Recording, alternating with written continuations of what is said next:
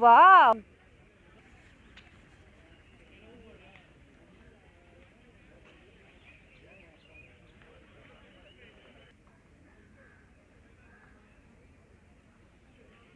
واو اختبار حجاب از واو واو.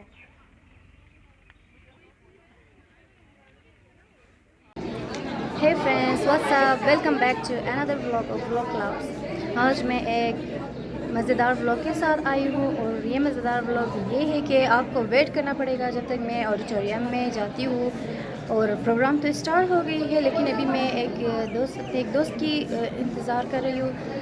وہ ہاسٹل چلی گئی ہے. جب تک وہ ہاسٹل سے آتی ہے اور میں ادھر بیٹھ گئی ہوں اوڑی کے روڈ پہ کہوں یا اوڑی کے سامنے میں اس کی انتظار کر رہی ہوں. لوگ بھی ماشاءاللہ درجن آ رہے ہیں. اللہ کرے ہمارے لیے جگہ بچ جائے. کیا کر سکتے ہیں, دوست کے لیے انتظار ہی کر سکتے ہیں.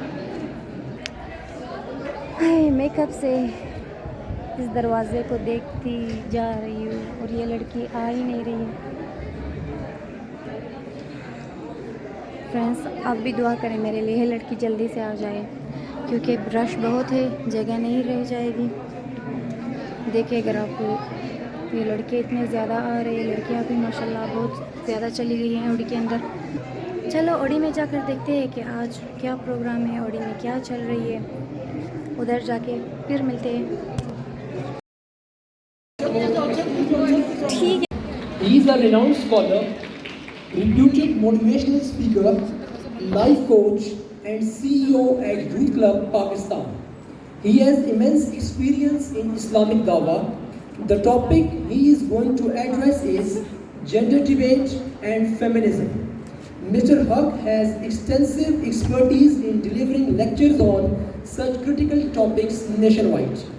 We are confident that Mr. Raja Ziaul Haq's engaging and enlightening address will inspire us all to re-evaluate our perspectives. Sir, you are kindly requested to come on stage and enlighten us with your scholarly discourse. Please give a warm welcome.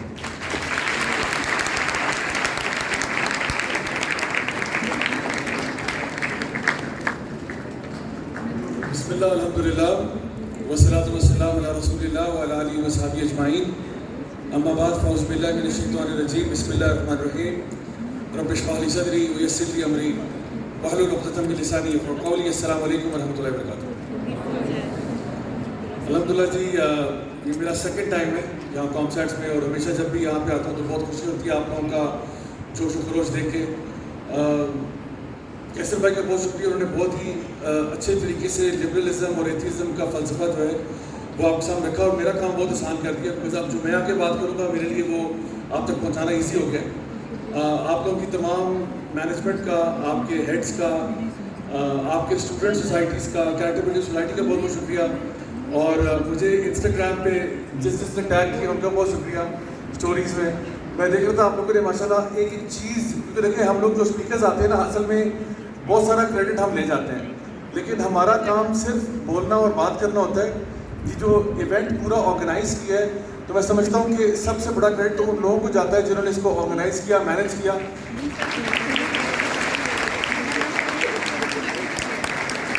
جتنے بھی streamers, banners, posters, حتیٰ کہ جس نے یہاں غباروں میں بھی ہوا بھری ہے نا, یہ بھی انشاءاللہ تعالیٰ اللہ کی طرف سے بہت بڑا صدقہ لے گیا. کیونکہ دیکھیں یہ ممکن ہے کہ اسپیکر جو ہے وہ اسٹیج پہ آئے اور اس کے اخلاص میں مسئلہ ہو.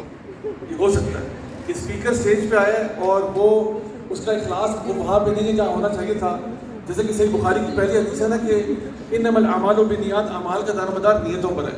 تو اگر میں یہاں پہ آپ کے سامنے تقریر کرتا ہوں اور بڑی واہ واہ ہوتی ہے اور کمال ہو جاتا ہے, اور میرے دل میں یہ بات ہے کہ بھئی میں واہ واہ مجھے مل گئی اور میں خوش ہو گیا, تو پتہ نہیں میرے یہ اعمال اللہ کی جو نا بارگاہ میں قبول ہے یا نہیں ہے, یہ بہت بڑا سوال بن جائے گا. لیکن ہو سکتا ہے جس نے بلونز میں ہوا بھری ہے اس نے خالص اللہ کی رضا کے لیے کام کیا ہو, جس نے کرسیاں لگائی ہیں اس نے خالص اللہ کی رضا کے لیے کیا ہو. تو اس لیے میں کہتا ہوں کہ سب سے بڑا کریڈٹ ان لوگوں کو جاتا ہے جو شاید آپ کو اسٹیج پر نظر بھی نہیں آتے, لیکن کام بہرحال انہوں نے کمال کا کر دیا. تو میری طرف سے بہت بہت جزاک اللہ خیر تمام آرگنائزیشن. جو ٹاپک ملا ہے وہ جینڈرز کے بارے میں ہے اور خاص طور پہ فیمنزم کے بارے میں. تو میں آپ کے سامنے کچھ چیزیں رکھوں گا ہسٹوریکلی, اور پھر میں آج کا جو ہمارے مسئلہ ہے اس کی طرف جاؤں گا. دیکھیے جہاں پہ ابھی کیسر بھائی نے بات کی لبرل پوری فلسفی کے بارے میں اور لبرلزم نے کیا نیگیٹو اثرات اس کے آئے ہیں, ایک لبرلزم کا چھوٹا بچہ جو ہے نا وہ فیمنزم بھی ہے. یعنی لبرلزم کا ایک بچہ جو ہے وہ فیمنسٹ موومنٹ ہے, اور یہ موومنٹ جو ہے عام طور پہ جب آپ سوشیولوجی میں پڑھتے ہیں تو اس کے بارے میں بتایا جاتا ہے کہ یہ فرسٹ ویو فیمنزم جو ہے یہ 1880 سے اسٹارٹ ہوئی ہے. بٹ the reality is کہ یہ 1880 سے بہت پہلے یہ موومنٹ اسٹارٹ ہو چکی تھی. According to one of the authors جن کا نام ہے مشیل لوئس نیومن, ان کی کتاب ہے وائٹ ویمنز رائٹس, اس میں وہ لکھتی ہیں کہ یہ اصل میں جو فیمنسٹ موومنٹ ہے یہ 1700 سے اسٹارٹ ہوئی تھی, اور 1700 میں جیرمی بینتھم اور مونٹسکیو اور دیگر فلسفی تھے جنہوں نے اس زمانے میں یہ دیکھے کہ نا ویسٹ نکل رہا تھا کولونائزیشن کے لیے, وہاں پہ ایک فکری غلبہ آ گیا. انلائٹنمنٹ ایج تھی جس کو رینیسانس پیریڈ بھی کہتے ہیں.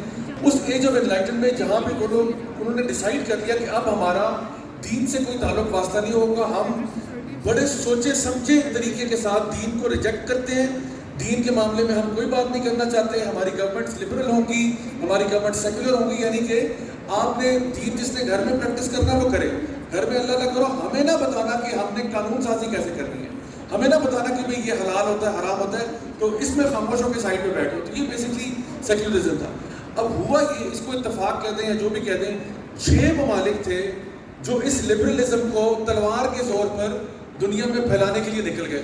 ان میں برٹش بھی ہیں, ان میں ڈچ ہے, فرینچ ہے, پورچوگیز ہے, اسپینش ہے اور اٹالینز ہیں.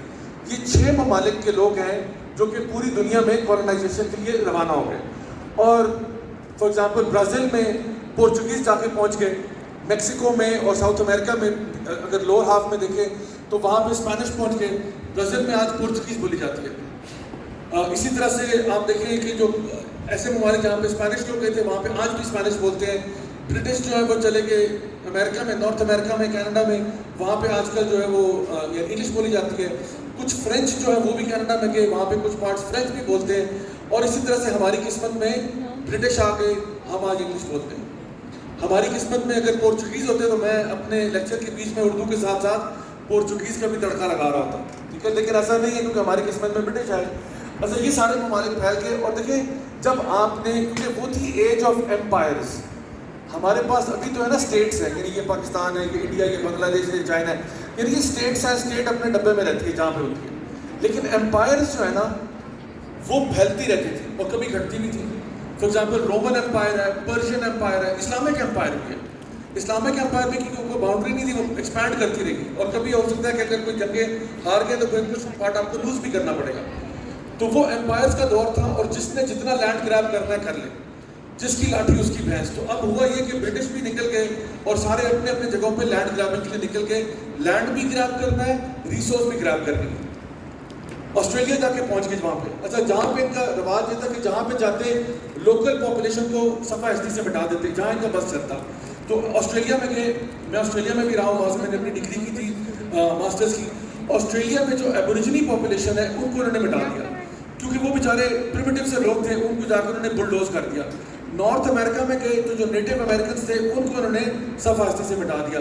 افریقہ میں گئے, زولوز کو صفحہ ہستی سے مٹا دیا. نیلسن منڈیلا کب تک بیچارہ چیختا رہا, لڑتا رہا, اپارتھائڈ کے خلاف بات کرتا رہا. میں ساؤتھ افریقہ بھی گیا, وہاں پہ میں نے ان کے جو سلم ایریاز ہیں وہ دیکھے ہیں کہ وہاں پہ کانوں کے ساتھ کیا سلوک ہوتا ہے. سو بہرحال یہ جہاں جہاں پہ بھی گئے انہوں نے یعنی فساد ہی کیا ہے, کیونکہ انہوں نے لوکل پاپولیشن کو ختم کر کے اپنا جھنڈا وہاں لگا دیا اور وہاں پہ قبضہ لے لیا. دیکھیں, لیکن بات یہ کہ جب آپ کسی جگہ سے نکل رہے ہوتے ہیں نا کسی کانکویسٹ کے لیے, آپ ایک کیمپین چلا رہے ہو نا, آپ نے جنگ کی کیمپین چلانی ہے, اس کے لیے چاہیے ہوتا ہے پیسہ. پیسے کے بغیر ہی کیمپین نہیں ہوتی. اور آپ کو گھر میں یعنی ایٹ ہوم آپ کو کوئی اسٹوری سنانی پڑتی ہے کہ بھئی ہم جس وجہ سے جا رہے ہیں تو لوگوں کی سپورٹ تاکہ آپ کے ساتھ ہو. لوگ کہ ٹھیک ہے جی ہم اپنے پیٹ پہ پتھر باندھ دیتے ہیں, آپ کو پیسے دیتے ہیں, آپ جا کے جنگ لڑیں, اور ایک بڑا نوبل کاز ہے. تو انہوں نے جب یہ جو 6 ممالک میں نے آپ کو بتایا یورپ سے جب نکلے ہیں اس انلائٹنمنٹ ایج کے بعد, انہوں نے گھر میں جو چورن بیچا تھا وہ یہ تھا کہ ہم ان کو فری کرنے جا رہے ہیں, ہم ان لوگوں کو آزاد کرنے جا رہے ہیں, ہم ان کو لبرل فلسفی پڑھانے جا رہے ہیں, ہم ان کو دیکھو یہ بیچارے پریمیٹیو لوگ ہیں, بلکہ they would use the word سیویجز, یہ سیویجز ہیں, ہم ان کو انسان کا بچہ بنانے جا رہے ہیں, ہم ان کو بتانا جا رہے ہیں تہذیب کیا ہوتی ہے اور تمدن کیا ہوتا ہے. ہم اس لیے جا رہے ہیں, ہمیں لینڈ تھوڑی چاہیے, وہ تو فری میں ساتھ آ گیا تو آ گیا, لیکن ہم تو جا رہے ہیں ان کو پڑھانے کے لیے. اور اس میں سب سے بڑی بات جو مشیل لوئیس نومن اپنی کتاب میں لکھتی ہے وائٹ ویمن رائٹ میں، وہ کہتے ہیں سب سے بڑا جو چورن بھیجا تھا وہ یہ تھا کہ ہم ان کی عورتوں کو ویسٹرن وومن کی طرح بنانے جا رہے ہیں، کیونکہ ان کی عورتیں جو ہیں اوپریسڈ ہیں، سپریسڈ ہیں، ان کی عورتیں بڑی تباہ ہوئی ہیں، عورتوں کا بیڑا غرق ہوا ہوا ہے، ہم ان کو ٹھیک کرنے جا رہے ہیں۔ تو لوگوں نے کہا واہ واہ یہ تو بڑا نوبل کاز ہے، تو بسم اللہ آپ جائیں، ہماری طرف سے پیسے بھی لے جائیں۔ اور یہ اس بہانے کے اندر یہ گئے تھے، تو وہ کہتی ہے 1700s میں فیمنسٹ موومنٹ کا آغاز مردوں نے کیا تھا، اس لیے کیونکہ ان کو لینڈ چاہیے تھا۔ اس میں حقوق نسواں کے بارے میں کوئی بھی سوچ نہیں رہا تھا کہ عورتوں کو کیا حقوق ملیں گے۔ عورتیں جدھر تھیں اپنے اپنے زندگیاں گزار رہی ہیں، کچھ تھیں، یعنی اس زمانے میں نا یہ فیملی سسٹمز ہوتے تھے، فیملی سینٹرک، ایک گھر ہے، گھر کے اندر ماں ہے، ماں کا اپنا ایک مرتبہ اور مقام ہے، یعنی فار ایگزامپل ایک عورت ہے، وہ جو ہے نا گھر میں اس کی فیملی ہے، یعنی فیملی بزنس بھی ہے، بڑی بڑی فیملیز ہوتی تھی، لارج اسکیل فیملیز تھی، قبائل ہوتے تھے۔ ہمارے یہاں آج بھی جو ہم کہتے ہیں نا کہ جی فلانے وہ جٹ ہیں اور بٹ ہیں اور گجر ہیں اور ارائی ہیں اور راجے ہیں اور خواجے ہیں، یہ سارے کے سارے جو تھے کہ پوری پوری ٹرائبس تھی، اور جتنی بڑی آپ کی ٹرائب ہوتی تھی اتنی آپ کی پاور بھی ہوتی تھی۔ سو جو ریاست ہے نا اسٹیٹ، وہ اس کے لیے یہ نقصان کی بات تھی کہ فیملیز بڑی ہونا شروع ہو جائیں، کیونکہ اگر فیملی بڑی ہو گئی ہے تو بزنس بھی سارا فیملی آپ پہ ڈپینڈنٹ ہی نہیں ہے، فیملی کا سارا اپنا ہی لینڈ ہے، اپنا بزنس ہے، اپنا پیسہ ہے۔ اور اسی طرح سے فیملی جو ہے اس کے اپنے اندر ایجوکیشن ہے، آپ نے اپنے بچوں کو جو پڑھانا سکھانا ہے آپ سکھائیں ہوں۔ اور اس زمانے میں ہوتا یہ تھا کہ بچے استادوں سے سیکھتے تھے، استاد کا مطلب ہے جو اپنی فیلڈ کا ماسٹر ہوتا تھا۔ اب تاج محل بنا، تاج محل جن لوگوں نے بنایا یہ ایک ونڈر آف دا ورلڈ ہے۔ تاج محل میں جو جن لوگوں نے کام کیا وہ کس یونیورسٹی سے گریجویٹ ہوئے تھے، کہاں سے انہوں نے آرکیٹیکچر سیکھا؟ کہیں سے نہیں، انہوں نے آرکیٹیکچر کے ماسٹرز کے ساتھ بچہ اٹیچ ہو جاتا تھا۔ آج یہ شاید خیال ہے موٹر مکینکوں میں رہ گئے ہیں، کہتے ہیں یہ استاد جی ہیں۔ اب موٹر مکینک جو ہوتا ہے وہ کوئی انجینئرنگ اور ٹیکنالوجی کی یونیورسٹی سے نہیں پڑھا ہوتا، وہ ٹرائل اینڈ ایرر سے استاد کے ساتھ زندگی گزارتا ہے اور پراپر مکینک بن جاتا ہے۔ اور یہ شاید آپ کا جو ٹیلر ماسٹر ہوتا ہے اس کو بھی استاد کہتے ہیں، وہ بھی جو ہے درزی، وہ بھی کسی فیشن ڈیزائن کے اسکول سے گریجویٹ نہیں ہوا، لیکن وہ استاد کے ساتھ رہ رہے کہ ہنر سیکھ جاتا ہے۔ تو پرانے وقتوں میں یہ تھا کہ آپ کا بچے کا جہاں پہ بھی ایپٹیٹیوڈ نظر آ رہا ہے آپ اس کو استاد کے ساتھ جوڑ دیں اور وہ اس کی پوری مینٹرنگ اور گرومنگ کرے گا اور اس کو ماہر بنا دے گا، اس فیلڈ کا پراپر ماسٹر ہوگا وہ، یعنی ماسٹر صاحب اس کو ایسے نہیں کہتے، وہ ماسٹر ہوتا تھا اس فیلڈ کا۔ تو فیملی کے اندر سارا ویلتھ ہے، عورت کو جو ہے وہ یعنی ایکول شیئر مل رہا ہے بزنس کا، ایکول شیئر مل رہا ہے ایگریکلچر کا۔ اور گھر کے اندر اگر فار ایگزامپل ایک عورت کے 2 بچے ہیں تو اس کی ایک پاور ہے، کیونکہ اب 2 بچے اس کو رپورٹ کرتے ہیں، 4 بچے ہو گئے تو پاور میں اضافہ ہو گیا، ان بچوں کے بھی بچے ہوں گے تو پاور میں اور اضافہ ہو گیا۔ ہمارے یہاں مجھے یاد ہے میری جو نانی اماں ہے وہ اللہ تعالیٰ جنت نصیب کرے، وہ ماشاءاللہ بہت بڑی فیملی ہے ہماری، تو اس میں جس طرح ان کی پاور پوزیشن گئی، تو جب میں نے ان کو دیکھا ایز اے نانی اماں تو وہ اپنے کمرے میں بیٹھتی تھی اور ان کے پاس ایک ایسے وہ ایک لکڑی کا ایک تخت سا بنا ہوا تھا جس پہ وہ جائے نماز بچھی ہوئی تھی، وہ اکثر مسلے پہ ہی بیٹھی نماز پڑھتی، قرآن پڑھتی، تسبیح پڑھ رہی ہوتی، اور اسی تخت پہ بیٹھ کر وہ پورے گھر کا نظام اور فیملی بزنس چلاتی تھی۔ یعنی ایک جملے میں نا، یعنی سارے بیٹے ہیں نا، سارے بیٹے ان کو رپورٹ کرتے ہیں، تو نانی اماں نا کچھ ڈان ٹائپ کی ہوتی تھی، یعنی سارے جتنے بھی بیٹے ہیں وہ سارے ان کو سلوٹ مارتے ہیں، پیسے ان کے ہاتھوں میں لا کے دیتے ہیں، اور ان کی جو پاور اور پوزیشن وہ انجوائے کرتی ہے فیملی میں۔ مطلب میں آپ کو بتاؤں، گھر میں ماں جو ہے نا وہ گھر کا درجہ حرارت سیٹ کرتی ہے، اگر ماں کا موڈ اچھا ہے پورے گھر کا موڈ اچھا ہوگا، اور اگر ماں کا موڈ خراب ہے سارے گھر کا موڈ خراب ہوگا، کیونکہ ابو کو تو ویسے ہی موڈ خراب رہتا ہے۔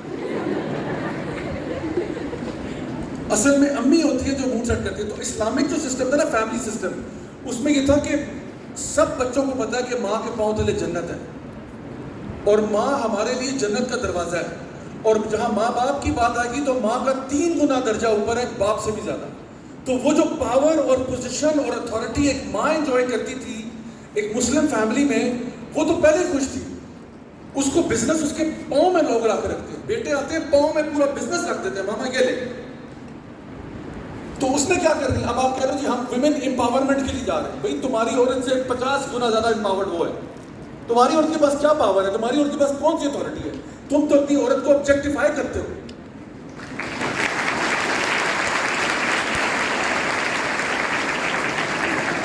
تم نے تو اپنے گھر کی عورتوں کو لا کے بازار کی زینت بنا دیا۔ اصل امپاورمنٹ تو اس عورت کی ہوئی ہے، جس کو سب سلوٹ مارتے ہیں اور سب اس کو جواب دیتے ہیں. تو یہ فرق تھا جب وہ یہاں پہ آئے. انہوں نے کہا نہیں جی ہم نے ان کی عورتوں کو ٹھیک کرنا ہے. اچھا جی پہنچ گئے. تو یہ زیرو پہ فیمنزم جس کو میں کہہ رہا ہوں یہ 1700 سے اسٹارٹ ہوا تھا ایک فالس نیریٹو پہ. اس کے بعد چلے آ جائیں فاسٹ ٹریک کر کے فرسٹ ویو فیمنزم ہے. فرسٹ ویو 1800 سے اسٹارٹ ہوتی ہے اور آپ کہہ لیں آلموسٹ mid 1900 تک جاتی ہے. اس کے لیے میں آپ کو نا کیونکہ ابھی میں آپ کو نا کریش کورس کرا رہا ہوں. تو فرسٹ ویو فیمنزم کے دو نام ہیں. ایک خاتون تھی جن کا نام تھا میری وولسٹونکرافٹ اور دوسری خاتون جن کا نام تھا ریبیکا لیٹمیر فیلٹن. یہ دو خواتین جو تھیں انہوں نے بیسکلی ویمنس رائٹس کا کہہ لیں کہ تھوڑا سا کام جو ہے نا اسٹارٹ کیا. ان کے دو مطالبات تھے.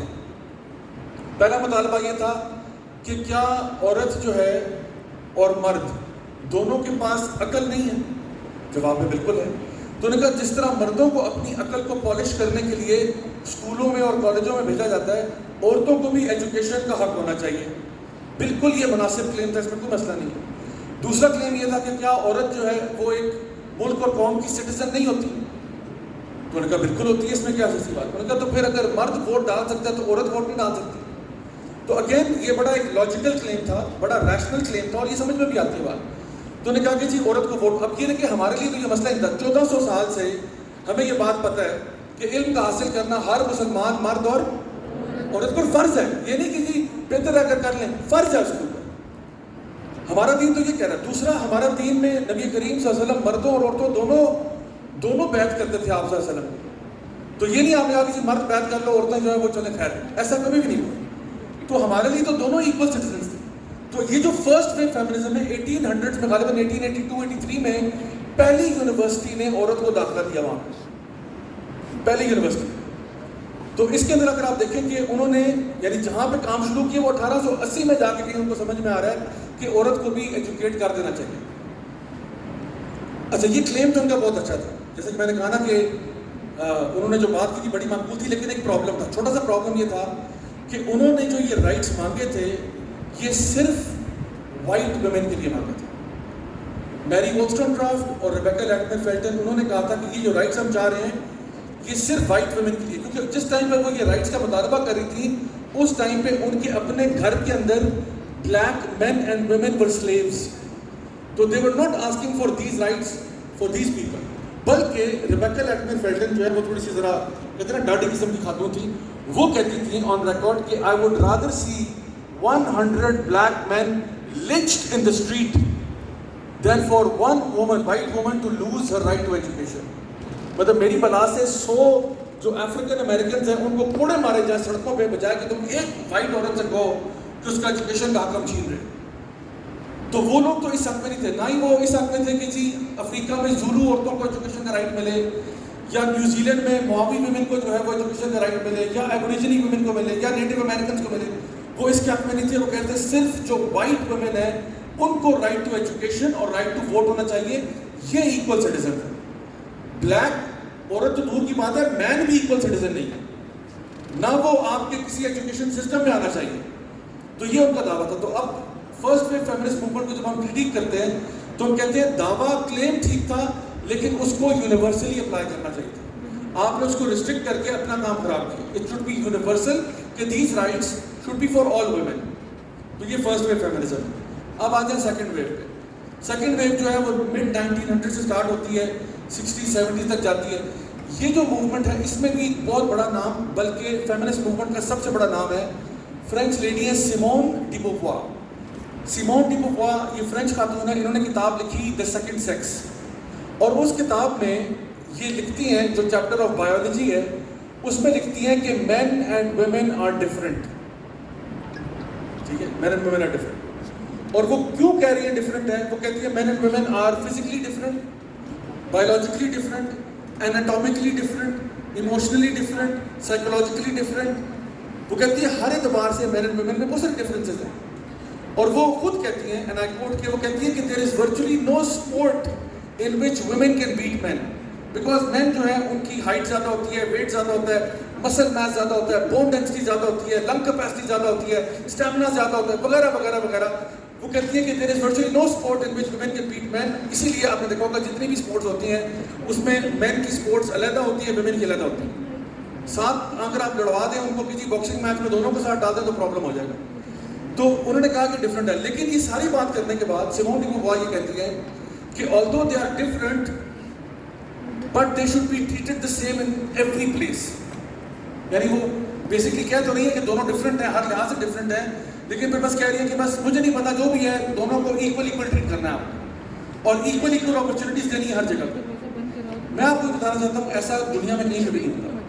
दिस नेवर हैपेंस कि दो मुख्तलिफ चीज़ें हैं और उनको आप सिमिलर रोल्स में डाल दें. ये कभी भी नहीं होता. मिसाल के तौर पे आप में से दो ख़वातीन हैं, उनको आइडिया आता है जी बिजनेस करने का. एक खातून कहती है मुझे बेकिंग बहुत अच्छी आती है और वाकई में उनको बड़ी कमाल की बेकिंग आती है.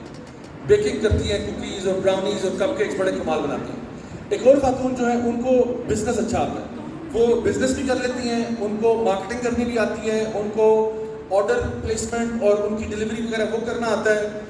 और इवन वो कह रही है कि जी तुम्हारे बेकिंग प्रोडक्ट्स का मैं इंस्टाग्राम पे पेज बना के पिक्चर्स वगैरह लेके प्रोडक्ट फोटोग्राफी करके वो भी डाल दूँगी और सारे ऑर्डर मेरे पे.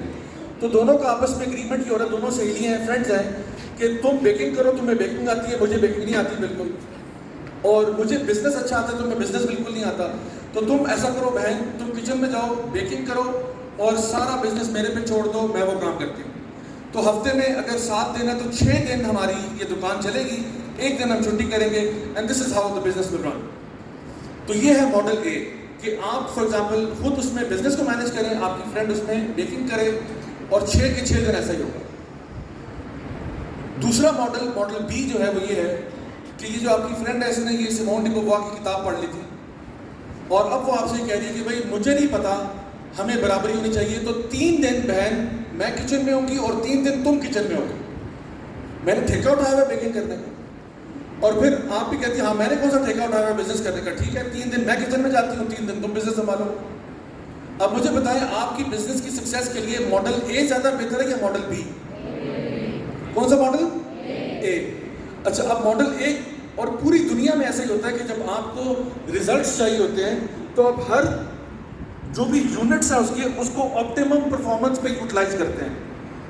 अगर आप ये दूसरा वाला मॉडल लेंगे फेक मसावात के नाम पर कि जी आधा टाइम तुम इधर आधा टाइम तुम इधर, तो आपका बिजनेस बहुत जल्द कोलैप्स हो जाएगा. जिस दिन आप जिसको बेकिंग नहीं आती बेकिंग करने जाएंगे उस दिन सारे प्रोडक्ट खराब निकलेंगे और आप कस्टमर लूज करेंगे. और जिस दिन वो बिजनेस कर रही है उस दिन ऑर्डर टाइम पे डिलीवर नहीं हो रहा, गलत ऑर्डर किसी और को जा रहा है, पूरा सारा निज़ाम तहस नहस हो जाएगा. ये गाड़ी नहीं चल सकती इस तरह. वो याद करें 92 का जो वर्ल्ड कप हुआ था, सुना वो 2005 में हुआ था,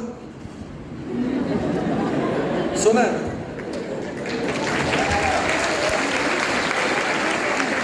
तो 92 का वर्ल्ड कप जो है उसमें जो हमारी क्रिकेट टीम है उसमें आपके पास बैट्समैन हैं, फॉर एग्जाम्पल उसमें आमिर सुहेल है, इंजमामुल हक है, रमीज़ राजा है, ठीक है, उसमें ये जावेद मियादाद है. अच्छा, बॉलर्स में आप देखें उसमें वसीम अकरम, वकार यूनुस, इमरान खान, मुश्ताक अहमद, मतलब कि आपकी बॉलिंग लाइनअप है. अब आप इमेजिन करें कि वही टीम जो विनिंग टीम है उसमें इंजमामुल हक कहते हैं कि भाई अटैक बॉलर मैं जाऊँगा, 10 ओवर इंजमाम मांग रहे हैं, फास्ट बॉलिंग के मैं कराऊँगा. अच्छा, उधर जो है वो विकेट कीपर कह रहे हैं कि जी 10 ओवर मैंने भी कराने हैं और जो ओपनिंग बैट्समैन है वो वकार यूनुस चाह रहे हैं. तो ये टीम मुझे बताएं जिसका अपने बैटिंग ऑर्डर बिल्कुल तहस नहस कर दिया है, क्या ये 92 वर्ल्ड कप जीतेगी? लेकिन वो कहते नहीं, हम तो मसावात चाहते हैं ना, हम तो इक्वल अपॉर्चुनिटी. इंजमामुल हक कहते हैं फॉर एग्जांपल कि भाई मैं तंग आ गया हूँ बैटिंग कर करके, मेरे भी काफी कोई हुकूक है, मुझे भी बॉलिंग मिलनी चाहिए. तो अगर वो ये करेंगे तो क्या होगा, टीम का बेड़ा गर्क हो जाएगा. 92 का वर्ल्ड कप फिर भूल जाएगा, वो आपके हाथ नहीं आ सकता. तो असल में बात यह कि जो जिसकी एक्सपर्टीज होती है वो वहीं पर चला गया होता है. और पूरी दुनिया में ये इतनी कॉमन सेंस बात है, इतनी कॉमन सेंस बात है कि भाई जो जिसकी एक्सपर्टीज है उसको वहाँ लगाओ, जो जिसकी एक्सपर्टीज नहीं है वहाँ पे काम करने से क्या फ़ायदा. तो सेकंड में फेमिनिस्ट मूवमेंट का सबसे बड़ा मसला ये था कि उन्होंने कहा कि मानते हुए, पहचानते हुए कि मर्दों और औरतों में बड़े वाज़ेह डिफरेंसेस हैं, उन्होंने कहा लेकिन मुझे नहीं मालूम, दोनों को बस हर रोल में इंटरचेंज करें. हर रोल इंटरचेंज होगा, मर्द जो है वो औरत बनेगा, औरत जो है वो मर्द बनेगी, वो जाके ये काम करे, वो जाके ये काम करे. इसका मतलब है सोसाइटी का बेड़ा गर्क हो गया. और वो ये कहती थी कि जेंडर जो है, gender is a social construct. یعنی جینڈر جو ہے یہ سوسائٹی بتاتی ہے کہ آپ مردانہ بیہیویئر کرتے ہیں اور سوسائٹی بتاتی ہے کہ یہ زنانہ کام ہوتے ہیں، حالانکہ کام شام کوئی ایسا نہیں ہوتے، جینڈر بالکل انٹرچینجبل ہوتا ہے۔ اچھا یہ تو چلیں سیکنڈ ویو فیمنسٹ موومنٹ میں نا ایک بنیاد ڈال دی کیونکہ انہوں نے ریزن نہیں دیا۔ جیسے فرسٹ ویو فیمنزم میں انہوں نے کم از کم ریزن دیا تھا، ریزن یہ تھا کہ بھائی عورتوں کی بھی عقل ہوتی ہے، عورت بھی ایکول سٹیزن ہوتی ہے، اس لیے اس کو ایجوکیشن کا ہونا چاہیے، ووٹنگ کا ہونا چاہیے، دیٹ میکس پرفیکٹ سینس۔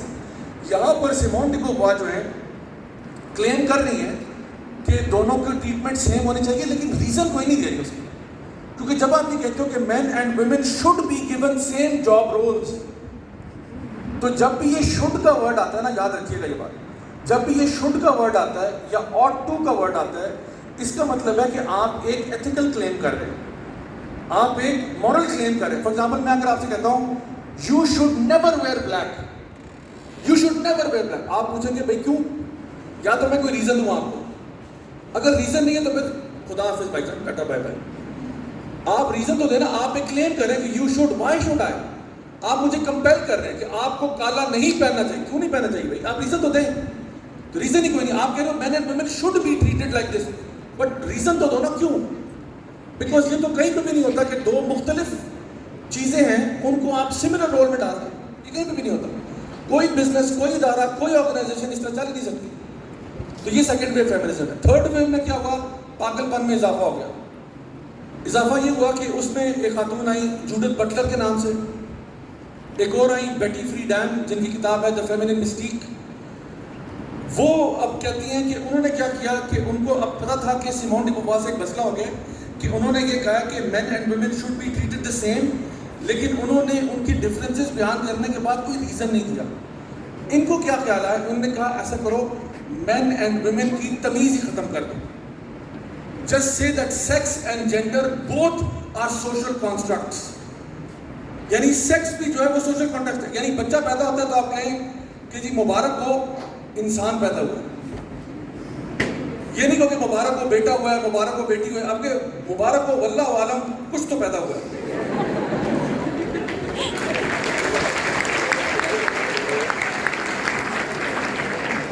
اب آپ یہ کہنا چاہ رہے ہو کہ میل فیمیل کچھ نہیں ہوتا، بس انسان ہوتا ہے، انسان پیدا ہوتا ہے، اور انسان ظاہری بات ہے اب انسان کو جہاں مرضی لگا دو، آپ اس کو ادھر لگا دو ادھر لگا دو، انسان ہی کام کر رہے ہیں۔ تو اب ہیومن رائٹس کی بات آ گئی اور آپ نے یہ کہہ دیا۔ اب مسئلہ یہ تھا کہ یہ جو تھرڈ ویو فیمنسٹ ہیں انہوں نے کیونکہ سائنس کو ڈینائی کر رہے ہیں، اب آپ بایولوجی کو ڈینائی کر رہے ہیں، اب آپ کہہ رہے ہو سیکس، بایولوجیکل سیکس جو ہے جس میں بندہ پیدا ہو رہا ہے، آپ کہہ رہے ہو اس کو ڈینائی کر رہے ہو، آپ ڈی این اے کو ڈیزائن کر رہے ہو، آپ کروموسومز کو جو ہے ڈینائی کر رہے ہو، آپ وہ جو تھاؤزنڈز آف ڈفرینسز ہیں، ملینز آف ڈفرینسز ہیں ان کو ڈینائی کر رہے ہو۔ ڈاکٹر جان کرے پی ایچ ڈی کی کتاب ہے بڑی مشہور، men are from Mars and women are from Venus, اس میں وہ بڑے مزے کے سائیکولوجیکل ڈفرینسز بیان کرتے ہیں مین اینڈ ویمن کے۔ وہ کتاب اٹھا کے ردی کی ٹوکری میں ڈال دیں، کیونکہ آپ نے کہا مین اینڈ ویمن ہوتے ہی کچھ نہیں، بس انسان ہوتے ہیں اور جو مرضی جس کو مرضی جہاں پہ پلیس کرتے ہیں۔ اس سے ہوا یہ کہ پھٹا ڈال گیا۔ پھٹا بڑا انٹرسٹنگ ہے، ہم بیٹھ کے اب سائڈ میں نا پاپ کارن کھا سکتے ہیں اور ان کو پھٹا دیکھیں۔ پھٹا یہ چل رہا ہے کہ جو تھرڈ ویو فیمنسٹ ہیں اور ان کے آگے بھی جو فورتھ ویو یا نیو ویو جس کو ہم کہتے ہیں، نیو فیمنزم کہتے ہیں، ان کا پھٹا چل رہا ہے ڈارونسٹ کے ساتھ، کیونکہ جو ڈارونسٹ ہیں ان میں سے اکثریت آپ کو ایتھیسٹ کی ملے گی۔ تو ایک بڑی مشہور کنونشن ہوئی، وہاں پہ ڈارونسٹ کچھ پہنچ گئے، ایتھیسٹ کنونشن تھی، ادھر کو یہ تھرڈ ویو فیمنزم والے بھی آئے ہوئے تھے خواتین۔ تو ڈارون جو تھا نا، اگر آپ ڈارون کو پڑھیں تو ڈارون کا جو ویو تھا عورتوں کے بارے میں وہ انتہائی ڈیروگیٹری تھا۔ ڈارون کہتا تھا عورت جو ہے وہ پراپر طریقے سے ایوالو ہی نہیں ہو پائی ہے اور یہ اتنی انٹیلیجنٹ بھی نہیں۔ اس نے کہا کہ ایولیوشنری پروسیس کے اندر مرد جو ہے نا وہ ریڈی ہے فار سروائیول، کیونکہ مرد ٹفر ہے، اس کو آپ جنگل میں پھینک دو، سمندر میں پھینک دو، پہاڑوں میں پھینک دو، وہ بچ بچا کرنے کے لائق ہے۔ لیکن اس کا عورت جو ہے وہ نیچرلی کمزور ہے اور اس کی وہ فزیکل کیپیبلٹیز نہیں ہے جو مردوں کی ہے، تو اس لیے اس نے کہا کہ عورت جو ہے وہ ابھی تک پراپرلی ایوالو ہی نہیں ہو سکتی ہے۔ تو اس نے بہت ڈیروگیٹری چیزیں کہی تھیں۔ اب مسئلہ یہ تھا کہ جو ایتھیسٹ ڈارونسٹ ہے وہ جا کے تھرڈ ویو فیمنزم کے بیچ میں ڈیبیٹ ہو رہی ہے۔ تھرڈ ویو فیمنزم کہہ رہے ہیں مرد عورت کچھ نہیں ہوتا، وہ کہہ رہے ہیں نہیں بہن آپ ہے نہیں اور آپ بہت نیچے ہیں ہمارے سے۔ تو ان کے بیچ میں پھٹا چل رہا ہے، ہم تو سائڈ پہ بیٹھے ہوئے تماشا دیکھ رہے ہیں۔ اچھا بیچ میں پھر وہ ٹرانسجینڈر بھی آ گئے، یعنی اور کوئی کمی رہ گئی تھی ٹرانسجینڈر بیچ میں۔ انہوں نے کیا کہا، اب ٹرانسجینڈرز کی ڈیبیٹ ہو رہی ہے، بڑی گرما گرم ڈیبیٹ ہو رہی ہے تھرڈ ویو فیمنسٹ کے ساتھ۔ کیوں ہو رہی ہے؟ کیونکہ تھرڈ ویو فیمنسٹ والے کہتے ہیں مرد عورت کچھ نہیں ہوتا, تو ٹرانسجنڈر کہہ رہا ہے میں کوئی پاگل تھا کہ میں مرد سے عورت بناؤں.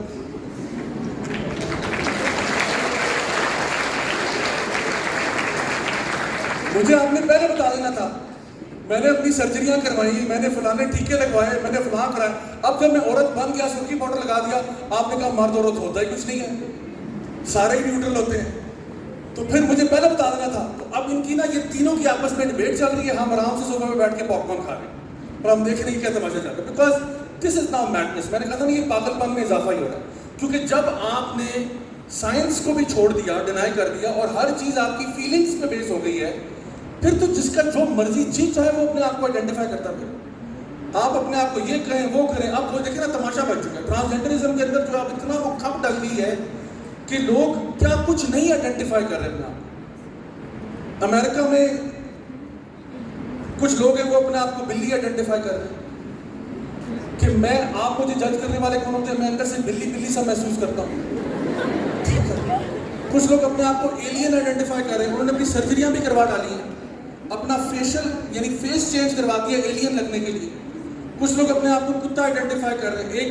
ایک لڑکا ہی کہوں گا, اس نے اپنے آپ کو بھیڑیا آئیڈینٹیفائی کیا ہوا ہے. وہ آتا ہے یوٹیوب پہ, ٹک ٹاک پہ ویڈیوز بنا رہا ہے اور ہاؤل کرتا ہے اور ویڈیو, تو وہ اپنے آپ کو باقاعدہ طور پر بھیڑیا سمجھتا ہے. سو اس وقت سچویشن یہ ہے کہ جو مینٹل ہیلتھ ڈس آرڈرز تھے, جو سائیکولوجیکل کنڈیشنز تھیں, ان کو ہم لوگوں نے ساری چیز کے اندر سفر کون کر رہا ہے, عورت کر رہی ہے. اسٹارٹ آپ نے کیا تھا حقوق نسواں کے نام پہ, اب ہو یہ رہا ہے مرد اپنے آپ کو عورت کہہ کے عورتوں کی اسپیسز میں گھس رہے ہیں. مثال کے طور پہ عورتوں کی جو سپورٹس ہیں امریکہ کے اندر, دیکھیں کتنی بڑی ڈیبیٹ چلی ہوئی ہے اس وقت. عورتوں کی سپورٹس کے اندر وہ مرد جو مردوں میں 500 نمبر پہ بھی نہیں آ رہا تھا کسی بھی سپورٹ میں, وہ اپنے آپ کو عورت آئیڈینٹیفائی کرتا ہے, میچ جیت جاتا ہے, تمغہ لے لیتا ہے, گولڈ میڈل لے لیتا ہے اور کہتا ہے جی میں عورت ہوں, اور لوگ اس کو مان لیتے ہیں. اس وقت میں آپ کو بتاؤں, ورلڈ کا جو سوئمنگ کا ٹائٹل ہے, سوئمنگ کا ٹائٹل ایک ویمنس ٹائٹل مرد کے پاس ہے. Women's weight lifting dead lift کا جو ریکارڈ ہے وہ ایک مرد کے پاس ہے. ویمنس ویٹ لفٹنگ چیمپئن ہے, وہ مرد ہے, اور کوئی سرجری بھی نہیں ہوئی اس کی. اچھا, پھر جو سائیکلنگ کی بھی جو ابھی ریسنٹ چیمپئن شپ ہوئی ہے وہ بھی مرد جیت گیا ہے. پھر آپ کہتے ہیں نہیں یہ تو ویمن امپاورمنٹ ہے. Look at these women and they are all men. جا کے جو فیمیل ایتھلیٹس ہیں وہ اب جا کے شور مچا رہی ہیں کہ بھئی یہ کیسے ہو رہا ہے کہ ایک بندہ پوری زندگی بایولوجیکل مین کی طور پہ رہا ہے اور 2 دن پہلے اس نے اپنے آپ کو عورت آئیڈینٹیفائی کیا ہے, آپ نے اس کو مان بھی لیا. ایک فیمس یہ ریپ میوزیشین ہے یو کے زوبی نام ہے ان کا, انہوں نے یہ کیا کہ وہ ویمن کا ویٹ لفٹنگ کمپٹیشن تھا ڈیڈ لفٹ کا انگلینڈ میں, تو وہاں پہ گئے اور انہوں نے کہا کہ جی میں عورت ہوں. اب ہیں وہ ماشاء اللہ بڑے جو نا بلٹ ان کی اچھی ہے, تو وہ اندر کے انہوں نے کہا مطلب آپ عورت, انہوں نے کہا جی. تو انہوں نے کہا ٹھیک ہے بھائی ہم کون ہوتے ہیں, آئیں. وہ اندر آیا, اس نے ویٹ اٹھایا اور وومنز ریکارڈ توڑ دیا. اور جب لوگوں نے پوچھا کہ یہ آپ نے اتنی بڑی اچیومنٹ کیسے, اس نے کہا اس سے زیادہ وزن تو میں اپنے جم میں اٹھاتا ہوں. اور پھر اس نے جیسے وہاں سے باہر نکلا تو اس نے کہا now I identify as a man. کیونکہ آپ نا یہ خود کہتے ہیں کہ آپ جینڈر فلوئڈ بھی ہو سکتے ہیں. جینڈر فلوئڈ کا مطلب ہے صبح میں آپ مرد ہو جائیں, شام میں عورت ہو جائیں, پھر صبح میں دوبارہ عورت بن جائیں, پھر مرد ہو جائیں. یعنی آپ فلوئڈ ہے نا, کبھی بھی کچھ بھی ہو سکتے ہیں آپ. یعنی مرد اور عورت ایک کیفیت کا نام ہے جو کبھی بھی تاریخ ہو سکتی ہے آپ. تو آپ یقین کریں اگر خدا نہ خواستہ میں اس وقت امریکہ میں ہوتا اور آپ میرے سامنے بیٹھے ہوتے اور میں آپ سے for example state of California میں ہوتا اور میں آپ کو یہ کہتا کہ اسی حالت میں کہتا آپ کو کہ میں اپنے آپ کو, ویسے آپ مجھے راجہ ضیاء کے نام سے جانتے ہیں, لیکن آج سے میں اپنے آپ کو مسز زبیدہ کہوں گا. تو آپ کو یہ بات ماننی پڑے گی, اور اگر آپ نے میرا مذاق اڑایا یا آپ نے مجھے کوئی ایسی ویسی کوئی بات کی, I can sue you. I will take you to court. کہ آپ کون ہوتے ہو میری سیلف پرسیوڈ جینڈر آئیڈینٹی کو چیلنج کرنے والے.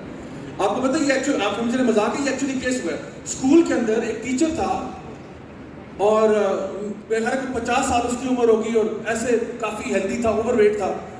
وہ ایک دن آیا اور اس نے کلاس 5 کے بچوں کو پڑھاتا تھا, جو ہے نا 5 اور 6 کے. اس نے آگے کہا کہ from today I am Mrs پتہ نہیں کون سی, اور اس نے وہ سر پہ وہ ہیٹ نہیں ہوتا, فیمیل ہیٹ جو ہوتا ہے وہ والا, وہ پہنا ہوا تھا, لپسٹک لگا کے آ گیا, اور بالکل اسی طرح جس طرح وہ نارمل عادت میں ہوتا ہے. اب بچے یہ 5-6 کلاس کے بچے, وہ سمجھے ہمارے سے مذاق ہو رہا ہے, تو وہ ہنسنا شروع ہو گیا, تو وہ سیریس ہو گیا, اس نے ڈانٹنا شروع کر دیا. پیرنٹ ٹیچر میٹنگ ہوئی, پیرنٹس آ گئے آگے پیچھے, ایونچولی وہ کیس جیت گیا کہ بچے مجھے مسز جو بھی ہے وہ پکاریں گے. اور پیرنٹس کا اعتراض یہ تھا کہ ہمارے بچے پاگل نہیں ہیں, آپ اسکول کا کام تھا بچوں کو ٹروتھ سکھانا.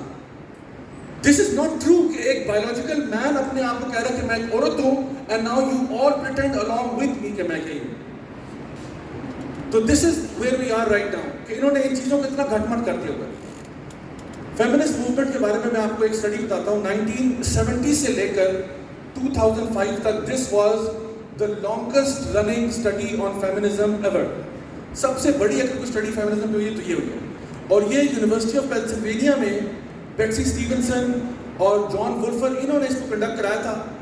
اور اسٹڈی جو ہے 35 سال کی اسٹڈی ہے, اور یہ 1970s میں اسٹارٹ ہوئی جب فیمنزم اپنے پیک پہ تھا, جب لوگ جو نا عورتوں کو اسپیسز مل رہی تھی کہ جی ورک پلیس میں بھی آ جاؤ, ادھر بھی رائٹس لے لو, ادھر بھی رائٹس لے لو, ساری چیزوں میں آپ عورتوں کو ڈال رہے تھے, اور اسی طرف موو کیا جا رہا ہے جہاں پہ وہ چاہتے تھے. تو اس کی 35 سالہ اسٹڈی کے بعد جو رپورٹ آئی, اس رپورٹ کا نام تھا, اور آپ اس کو نیٹ پہ سرچ بھی کر سکتے ہیں, آپ کو پورا PDF ڈاکومنٹ مل جائے گا. اس کا نام ہے the paradox of declining female happiness. کہ ان 35 سالوں میں عورتوں کی, ہمیں لگتا تھا کہ فیمنزم سے عورتوں کے حقوق نسواں کی بات ہے نا, اگر یہ تو عورتوں کو تو خوش ہونا چاہیے. انہوں نے کہا نہیں, جب سے فیمنزم آیا ہے بتدریج عورتوں کی خوشی میں کمی آئی ہے, اضافہ نہیں ہوا. آج جتنی اینٹی ڈپریسنٹس پہ عورت ہے, آج جتنے مینٹل ہیلتھ ایشوز کا عورت شکار ہے, اتنا کبھی انسانی تاریخ میں نہیں ہوئی. اور الٹا جب گراف کو دیکھا گیا تو پتہ چلا فیمنسٹ موومنٹ جب سے آئی ہے مردوں کو فائدہ ہوا ہے, مرد خوش ہو گئے. باتیں بڑی مشکل ہوتی ہے سمجھانے والی, لیکن میں کوشش کرتا ہوں کہ میں سمجھا دوں آپ. دیکھیں فیمنسٹ موومنٹ نے کیا کیا, کچھ 3-4 کلیمز ہیں, کچھ چیزیں اس نے انکریج کی, کچھ چیزیں ڈسکریج کی. انکریج یہ کیا, اس نے کہا کہ we encourage career over family for women, we encourage nuclear family یا اسمال فیملیز, لارج فیملیز نہیں. We encourage abortion, we encourage divorce, and we encourage single parenthood, and we encourage promiscuity. کیونکہ عورت ہے, آزاد ہے, لبرلزم ہے کے اندر ہے نا, تو لبرلزم کا بچہ ہی ہے فیمنزم. عورت آزاد ہے, جہاں مرضی افیئر چلاتی پھرے, جس مرضی کے ساتھ اس کا ریلیشن شپ ہو, نو پرابلم, آپ آزاد ہیں, جو مرضی کریں. اچھا, فیمنزم ڈسکریج کیا کرتا ہے, میرج کو ڈسکریج کرتا ہے, پریگننسی کو ڈسکریج کرتا ہے, ٹھیک ہے, لارج اسکیل فیملیز کو ڈسکریج کرتا ہے کہ یہ تمہارے حق میں نہیں ہے. اچھا, اس سے اب یہ فیمنسٹ موومنٹ ہے, اب اس سے ہوا کیا؟ ہوا یہ کہ عورتیں جو ہے وہ 1970s میں ہپی موومنٹ سٹارٹ ہوتی ہے, بیبی بومرز ہیں, sex drugs and rock and roll ہے, سب کو کہا جی بس ایکشن کرو اور یہ وہ. اچھا, اس سے ہوا یہ کہ مارکیٹ میں عورت جو ہے نا وہ بآسانی دستیاب ہو گئی.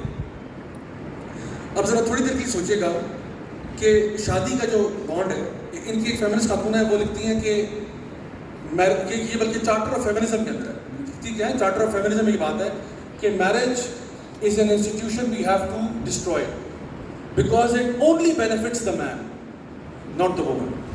حالانکہ آپ ذرا تھوڑی دیر کے لیے سوچیں کہ شادی کرنے سے, نکاح کرنے سے زیادہ فائدہ جو ہے وہ عورت کو ہو رہا ہوتا ہے یا مرد کو ہو رہا ہوتا ہے؟ مرد کو. ذرا سوچیں, میں اگر امریکہ میں ہوں نا, اور میں وہاں پہ کسی لڑکے کو مجھے کنونس کرنا ہو اسلام کو سائڈ پہ رکھ کے کہ بھائی تم شادی کر لو, میرے لیے یہ کسی عذاب سے کم نہیں ہوگا کہ میں اسے کیسے کنونس کروں. واٹ شوڈ آئی ٹیل ہم کہ تم اپنے آپ کو ایک عورت کے ساتھ باندھ کے رکھو, اس کا خرچہ پانی تم نے اٹھانا ہے, نان نفقہ تم نے اٹھانا ہے, بجلی پانی گیس تم نے اٹھانا ہے, اس کے جو بچے ہوں گے ان کا خرچہ بھی تمہارے سر پہ ہے. اور اس کے علاوہ یہ کہ اگر ڈیورس ہوگی تو وہاں پہ وہ ایک ہوتا ہے کہ بیوی جو ہے ادھر کی بات کرو آدھا مال لے جاتی ہے, unless you have a prenuptial agreement, جو کہ بہت کم لوگ کراتے ہیں. جس طرح بھی یہ بڑے بڑے بلینئرز کو نقصان ہوا نا, billions of dollar, Jeff Bezos ہو گیا, اور یہ فلانے بل گیٹس, بلینز لوز کیے انہوں نے شادی کرنے. تو اب ایک عام لڑکا ہے, وہ کہہ رہے ہیں بھائی میرا دماغ خراب ہے, میں شادی کروں, میں تو لبرل ہوں بھائی, میں تو مجھے جب لڑکیاں فری میں مل رہی ہیں مجھے شادی کرنے کی کیا ضرورت ہے, مجھے لڑکی بھی فری میں مل رہی ہے through tinder and other apps, Instagram کے ذریعے میں جا کے باتیں کرتا ہوں, میں لڑکی ہوک اپ کر لیتا ہوں. یا مجھے عورت مل جاتی ہے جس کو آپ نے آزاد کیا تھا کہ تم سیکس ورک کرو جا کے, تو میں پیمنٹ کر کے جو ہے نا کام کروا لیتا ہوں. یا پھر یہ کہ پوری آپ کی پورنوگرافک انڈسٹری ہے ملٹی ٹریلین ڈالر انڈسٹری ہے, اس سے اپنی شہوت کو پورا کر لیتا ہوں. مجھے کیا ضرورت پڑی ہے, میں شادی کر کے اپنے آپ کو باندھوں ایک عورت کے ساتھ, اور اس کے نان نفقہ خرچہ پانی اتنی بڑی رسپانسبلٹی تھا, نہیں توبہ نہیں کرنی چاہتا. کیسر بھائی نے بات کی تھی 2.1 جو ریٹ ہے برتھ ریٹ سے پہلے آئے میرج ریٹ کتنا ہے. Marriage rate is so down, آپ کی سوچ ہے. آپ کو پتہ ہے اس وقت میں آپ کو ذرا تھوڑا سا اسٹارٹ بتاتا ہوں. اس وقت ویسٹ کے اندر 60% بچہ جو پیدا ہو رہا ہے وہ آؤٹ آف ویٹ لاک پیدا ہو رہا ہے. 60% جو بچہ پیدا ہو رہا ہے وہ آؤٹ آف ویٹ لاک ہو رہا ہے. یعنی کہ ایک زمانے میں نا کسی کو یہ کہنا کہ تم حرام کی اولاد اور اسی سے ریلیٹڈ کوئی بھی لفظ کہنا یہ گالی تھا. آج وہ بندہ جو حلال میں پیدا ہوا وہ گالی ہے کیونکہ وہ تعداد میں تھوڑے ہیں. اور دنیا میں اگر انٹرنیشنل اسٹارٹ پوچھیں تقریباً 50% سے زائد 50 پوائنٹ سم تھنگ % بچے آؤٹ آف ویٹ لاک پیدا ہو گئے پوری دنیا میں. لوگ شادی نہیں کرنا چاہتے, اگر بچہ ہوتا ہے وہ ایکسیڈنٹلی ہو جاتا ہے. اچھا ایکسیڈنٹلی ہو گیا, اس لیے پھر آپ کو ابارشن کا انسٹیٹیوٹ چاہیے تھا کہ اچھا ہو گیا جی اب کیا کریں, ابارٹ کرا دو. ابارٹ کرانے میں مسئلہ یہ ہے کہ کرائیں گے تب بھی مسئلہ, نہیں کرائیں گے تب بھی مسئلہ. عورت کے اندر ایک مٹرنل انسٹنکٹ ہوتا ہے, وہ جب اپنے بچے کو لوز کرتی ہے اس کے ساتھ ایک تو پوسٹ پارٹم ڈپریشن ہوتا ہے, پھر اس کے ساتھ اور کمپلیکیشنز ہیں. وہ ایک اور چیز ہے کہ میں نے اپنا ہی بچہ مار دیا, چاہے جس اسٹیج میں بھی مارا, جس اسٹیج میں ابارٹ کرایا. اور یہ کہ اگر رکھ لیا تو اس کا تو باپ ہی نہیں ہے, باپ تو فرار ہوا ہے, وہ تو ذمہ داری لینا نہیں چاہتا. وہ تو کہہ رہا ہے مجھ سے غلطی ہو کی تھی, اب میں I'm nothing to do with this child. تو وہ چلا گیا. اب ہو کیا رہا ہے کہ عورت کے اوپر ڈبل برڈن پڑ گیا. وہ اب کام بھی کرے بچہ بھی پالے, کیونکہ پریگننٹ تو پھر بھی عورت نہیں ہونا, دودھ تو پھر بھی ماں نہیں پلانا. تو یہ جو ریپروڈکٹیو کیپیبلٹی عورت کی یہ آپ کبھی بھی مرد کو دے ہی نہیں سکتے. تو یہ جو پیپر تھا, research paper the paradox of declining female happiness, اس میں وہ کہتے ہیں کہ عورتیں یہ کہتی ہیں کہ اب ہمارے اوپر ڈبل برڈن پڑ گیا. پہلے ایک برڈن تھا کہ چلو ہم لوگوں نے فیملی کو مینیج کرنا ہے, گھر کے معاملات کو دیکھنا ہے. اب یہ ہو گیا کہ ہمارے سے ایکسپیکٹیشن ہے کہ ہم پورا کمائیں بھی ساتھ ہیں. ہمارا جو ہسبینڈ ہے یا ہمارا بوائے فرینڈ ہے, ہو سکتا ہے وہ کہتے ہیں کہ جی بجلی کا بل میں دوں گا, پانی کا اور گیس کا خرچہ آپ کے اوپر. ایکول ہے نا, ہم تو ایکول ہیں. آپ کو کہہ رہی ہیں کہ آپ کو میں کیوں پریفرنشل ٹریٹمنٹ دوں, why should I give you preferential treatment, for what purpose. Restaurant میں جائیں کہ لاسٹ ٹائم بل میں نے دیا تھا, اب آپ دیں بل. بھائی میں کوئی نوکر ہوں آپ کا کہ میں ہر دفعہ میں بل دیتا ہوں, کس کھاتے میں دیتا ہوں. سو اب وہ کہتی ہے ہمارے پہ تو ڈبل برڈن ہے. اچھا جب بچہ پریگننٹ یعنی بچہ آپ کے پیٹ میں, آپ پریگننٹ ہیں, آپ کو کام سے 3 مہینے پہلے چھٹی چاہیے, وہ میٹرنٹی لیو ہے, پھر ڈلیوری کے بعد آپ کو لیو چاہیے. تو آج کا تو صورتحال یہ ہے کہ 1 مہینہ تنخواہ نہ ملے تو آگے جانا مشکل ہو جاتا ہے. تو لیٹ الون کہ جی میں اپنا بھی خرچہ 6 مہینے میں نے آف لینا ہے, اپنا بھی خرچہ اٹھاؤں, اپنے بچے کا بھی اٹھاؤں, اور پھر سروائیو کر جاؤں. تو عورت جتنی ڈپریس آ گئی ہے پہلے کبھی نہیں تھی. پھر جو ایموشنل ڈیمیج ہے وہ علیحدہ ہے کہ ایک لڑکا میرے ساتھ ایک ریلیشن شپ میں آیا, چھوڑ کے چلا گیا. سو یہ ساری چیزیں جو ہے نا جب کمپاؤنڈ ہو کے آتی ہیں تو انہوں نے کہا کہ جی دس از دی ایکچوئل پیراڈاکس. آپ نے عورت کو کہا تھا تم باہر جاؤ, اویلیبل ہو جاؤ, تمہاری عیاشی ہے, تمہاری یہ ہے, تم بھی جا کے اپنا آپ کو آزاد کر دو. اس سے کیا ہوا, آپ کو الٹا نقصان ہوا. اور میں آپ کو بتاؤں کہ reality of the matter is کہ اس فیمنسٹ موومنٹ نے نا مارکیٹ خراب کی ہے. مارکیٹ خراب سے مطلب یہ ہے کہ آج لڑکا جو ہے نا وہ ایک ڈومینیٹنگ پوزیشن پہ آ گیا. کس طرح سے رشتے تلاش کرنے کے معاملے میں نے کہا تھا نا, میں let me be very real with you guys. کیونکہ دیکھیں میں تو یہ مسئلے نا ڈیلی کے ہینڈل کرتا ہوں, on a daily basis I deal with these problem, اس لیے میں آپ کو شیئر کرتا ہوں. لڑکا ڈومینیٹنگ پوزیشن اس لیے آ گیا ہے کیونکہ مارکیٹ میں لڑکیاں بہت اویلیبل ہیں جو اپنے آپ کو فری میں اویلیبل کر دیتی ہیں. اب وہ فری میں بہت سارے افیئر چلا چکا ہے. اب جب شادی کرنے کی باری آتی ہے تو وہ کہتا ہے خوب سے خوب گھر کی تلاش میں. تو مثال کے طور پہ پرپوزل آتے ہیں جی کہ جی ہمارا بیٹا, میں ایک دیندار فیملی ہے, انہوں نے مجھے اپروچ کیا کہ جی ہمارا بیٹا اس کے لیے کوئی ڈھونڈے. میں نے کہا جی میرا کوئی رشتے کا بیورو تو نہیں ہے, میرج بیورو تو نہیں چلا رہا ہوں. انہوں نے نہیں ہمیں پتہ ہے میرج بیورو نہیں چلا رہا, لیکن بہرحال اگر آپ مدد کر دیں آپ جانتے ہو. میں کہ چلیں میں دیکھ لیتا ہوں اللہ والا. تو کہتے ہیں دیکھیں جی ہماری تو ریکوائرمنٹ بس سمپل سی ہے, لڑکی جو ہے دیندار ہونی چاہیے. میں نے کہا الحمدللہ یہ تو بڑی خوشائن بات ہے کہ آپ نے صرف ایک ہی ریکوائرمنٹ رکھی ہے کہ لڑکی دیندار ہو. تو جی دیکھیں نا آج کل کے ماحول میں بس آپ کو دیندار لڑکی مل جائے بڑی بات. میں نے کہا جی ماشاء اللہ میں آپ کی سوچ کو بڑا اپریشیٹ کرتا ہوں. تو کہتے ہیں لیکن بیٹے کی کچھ ریکوائرمنٹس ہیں. اس پہ مجھے فون بند کر دینا چاہیے. لیکن میں بیوقوف ہوں, میں نے نہیں کیا. تو انہوں نے کہا بیٹا میرا تقریباً 25 سال کا ہے, ہم بہو ڈھونڈ رہے ہیں اپنے لیے, تو دیندار ہو اور یہ کہ لڑکی جو ہے وہ بہت خوبصورت بھی ہونی چاہیے. تو میں نے کہا جی چلیں خوبصورت کا بھی معیار ہوتا ہے. تو انہوں نے کہا اصل میں بیٹا جو ہے نا وہ اصل میں چاہتا ہے کہ بہت گڈ لکنگ ہو اور سلم اسمارٹ سی ہو, اونچی لمبی سی ہو. میں نے کہا مطلب آپ سپر ماڈل تلاش کر رہے ہیں. کہتی ہے مطلب کہنا تو نہیں چاہتی لیکن آپ سمجھ لیں, کہنا تو نہیں چاہتی لیکن آپ سمجھ لیں. اچھا ٹھیک ہے, تو سپر ماڈل لڑکی ہو اور انتہائی دیندار بھی ہو. اچھا اور کیا چاہتے ہیں؟ انہوں نے کہا اور یہ کہ جو میرے ہسبینڈ ہیں ان کا نا یہ تھا بزنس تھا اس کا فارماسیوٹیکلس کا. تو انہوں نے کہا کہ آپ کو تو پتہ ہی ہے میرے ہسبینڈ جو ہے ماشاء اللہ بڑے ہارڈ ورکنگ ہیں, بڑے محنتی ہیں, فارماسیوٹیکلس کا بزنس ہے اور کتنے عرصے سے الحمد للہ اللہ کا دیا سب کچھ ہے. تو میرے ہسبینڈ کی خواہش ہے کہ جو بہو ہو وہ ڈاکٹر بھی ہو. عمر اس کی 22 سال. تو یہ 22 سال کی MBBS ڈاکٹر کہاں ملتی ہے میری؟ تو میں نے کہا کہ یہ 22 سال, میں نے پوچھا میں نے یہ 22 سال کی MBBS ڈاکٹر کس پلانٹ سے لے کے آئی ہے؟ انہوں نے کہا نہیں وہ مطلب اگر ابھی آخری سال چل رہے ہیں تو ہم کر لیں گے, گزارا کر لیں گے, آپ ایڈجسٹ ہو جائیں گے. میں نے کہا اچھا چلو ٹھیک ہے. یہ اس طرح کے موقع میں نے کہا سر یہاں پہ بات کرتی ہیں اور یہ کہ اگر ہماری کاسٹ سے ہو جائے تو کیا ہی بات ہے. شروع کرتا ہوں جہاں پہ اس کے پاس ایک اتھارٹی ہے لیکن اس کو ابیوز نہیں کرتا. اگر وہ اس کی ماں ہے تو باپ سے 3 گنا اوپر مقام ہے اس کا. یعنی ہر لحاظ سے عورت کی پروٹیکشن ہے. مرد کو اللہ تعالیٰ نے بڑے کلیئرلی بتایا الرجال قوامون علی النساء, مردوں کو گھر پر قوام بنایا گیا. قوام کا مطلب یہ ہے نان نفقہ تیرے اوپر ہے, خرچہ پانی تیرے اوپر ہے, پروٹیکشن ساری تیرے اوپر ہے. گھر میں خدا نہ خواستہ کوئی چور ڈاکو آ جائے تو نے اپنا سینہ آگے کرنا ہے, بیوی کو نہیں آگے کر دینا. So it's up to you. So because you take that responsibility, تمہیں یہ کہا کہ گھر کے اندر جو ڈیسیجن میکنگ ہے اس میں تمہیں 1 ڈگری اوپر آ جائے. اور عورت کو یہ کہا گیا کہ آپ اپنی جو فریڈمز ہیں اس میں 1 ڈگری دی چاہیں فار دس بینیفٹ.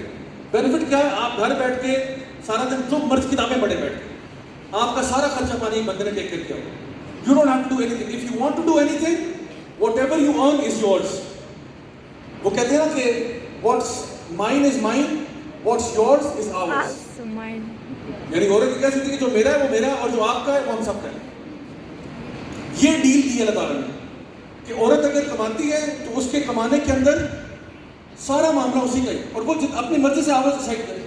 وہ چاہے کسی اسکول میں 2-3 گھنٹے دیتی ہے, چاہے اس کا اپنا چلنے کا ہے, چاہے اپنا بزنس میں کہیں کر رہی ہے, وہ 2-4 گھنٹے کا کے سائڈ پہ کچھ کمانا چاہتی ہے ضرور کمائے, اس کے پاس فائنینشیل انڈیپینڈنس ہے. لیکن اس کا ہسبینڈ ٹوٹلی انچارج ہے. اور اسی لیے جب یہ نکاح کا معاملہ ہوتا ہے نا تو نکاح کے معاملے میں ایجاب و قبول جو ہوتا ہے یہ لڑکے سے کیا جاتا ہے. لڑکی جو ہے اس سے وہ فارمل نہیں ہوتا, وہ ہوتا ہے کہ جی ماموں چلے گئے, چاچا چلے گئے, اندر کمرے میں جا کے پوچھتے بیٹھی آپ کی رضامندی؟ ہاں جی بالکل رضامندی. لیکن وہ جو پبلکلی ہوتا ہے نا کہ جی کیا آپ کو فلاں رشتہ قبول ہے, تو لڑکا کہتا ہے ہاں جی قبول ہے. تو یہ 3 دفعہ وہ جو قبول ہے قبول ہے قبول ہے کہہ رہا ہوتا ہے, وہ یہ نہیں کہہ رہا ہوتا کہ مجھے اس کی پیار اور محبت قبول ہے. وہ کہہ رہا ہوتا ہے کہ اس کا خرچہ اٹھانا جس طرح اس کے باپ نے اٹھایا تھا مجھے یہ قبول ہے. اس کی حفاظت کرنا جس طرح اس کے باپ نے کی تھی اس سے بھی زیادہ وہ مجھے قبول ہے. اس کے لیے ذمہ دار ہونا, اس کے لیے اکاؤنٹیبل ہونا مجھے قبول ہے. وہ یہ قبول کر رہا ہوتا ہے. اور لڑکی چاہے کچھ بھی نہ بولے, حدیث میں آتا ہے لڑکی کی خاموشی اس کی ہاں سمجھی جائے.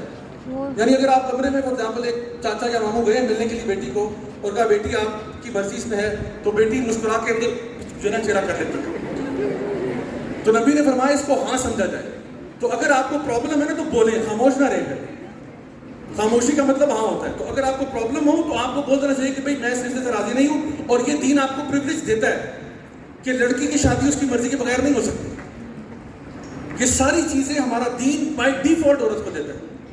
اب ایک عورت اس کو چھوڑ کر اپنے آپ کو اس ایسے ورلڈ ویو کے ساتھ لے جائے جہاں پہ سوائے اس کی بربادی کے کچھ نہیں. آخر میں ایک چھوٹا سا میں آپ کو واقعہ بیان کر کے بات کو سمجھتا ہوں تاکہ بات کلیئر ہو جائے. آپ کو پتہ ہے کہ نکاح کے پروسیس کے اندر نا لڑکی کے لیے ایک ریکوائرمنٹ ہوتی ہے کہ اس کا ولی جو ہے اس کی رضامندی ہونی چاہیے. یعنی ایک طرف تو یہ ہے نا کہ لڑکی خود راضی ہو, اور اس کا ولی یعنی عام طور پہ اس کا باپ ہوتا ہے. اگر باپ نہیں ہے تو اس کا بڑا بھائی ہو سکتا ہے, یا چاچا ہو سکتا ہے, یا تایا ہو سکتا ہے, یا ماموں ہو سکتا ہے. مطلب ڈپینڈنگ کوئی نہ کوئی گھر میں بڑا ہونا چاہیے, میل فگر ہیڈ. اچھا ایک واقعہ ہوا جی میرے ساتھ, ایک فون کال آیا آج سے تقریباً 3 سال پہلے کی بات. I got a phone call, اور دوسرے لائن پہ لڑکی جو ہے وہ رو رہی ہے. تو میں نے کہا کہ بہن ذرا ریلیکس کریں, کام ڈاؤن, مجھے بتائیں ہوا کیا. انہوں نے کہا ہوا یہ کہ میں پڑھتی تھی اسلام